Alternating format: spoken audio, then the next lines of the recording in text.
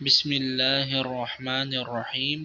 میں آپ حضرات کے سامنے آج ایک اور ویڈیو لے کر حاضر ہوا ہوں جو کہ عید قرباں یعنی عید الاضحیٰ سے متعلق ہے۔ عید الاضحیٰ سے متعلق اس ویڈیو کے اندر میں انشاءاللہ آپ کے سامنے ذکر کروں گا کہ قربانی کا مقصد کیا ہے اور اللہ تک قربانی کا کیا پہنچتا ہے، گوشت پہنچتا ہے، خون پہنچتا ہے یا آپ لوگوں کا تقوی پہنچتا ہے۔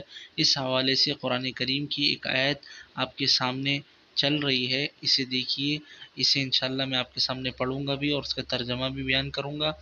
اگر ابھی تک آپ نے ہمارے چینل کو سبسکرائب نہیں کیا ہے تو اسے سبسکرائب کیجیے تاکہ آپ کو ہماری ہر نئی آنے والی ویڈیو کا نوٹیفیکیشن مل سکے۔ آئیے شروع کرتے ہیں۔ اللہ تعالیٰ قرآن مجید میں کیا فرماتے ہیں۔ قربانی کا مقصد اللہ تعالیٰ فرما رہے ہیں، اعوذ باللہ من الشیطان الرجیم، لن ینال اللہ لحومها ولا دماؤها ولکن ینالہ التقوی منکم۔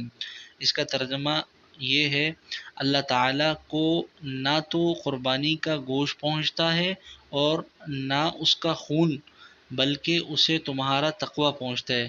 لہٰذا اپنی قربانی کا مقصد خالصتاً اللہ کی رضا، اللہ کی خوشنودی اور اللہ کو یہ باور کروانا کہ یا اللہ یہ جو میں قربانی کر رہا ہوں اس میں خالصتاً تیری رضا ہے، تیری خوشنودی ہے، نہ کہ لوگوں کو دکھلاوا کرنا مقصد ہے، نہ کہ لوگوں کو خوش کرنا مقصد ہے۔